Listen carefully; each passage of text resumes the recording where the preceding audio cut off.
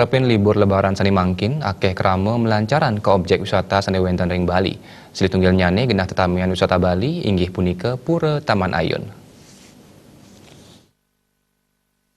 Wisatawan sani melancaran ke Pura Taman Ayun dahat akeh yening sayang antuk rahina sekadi sampun lintang.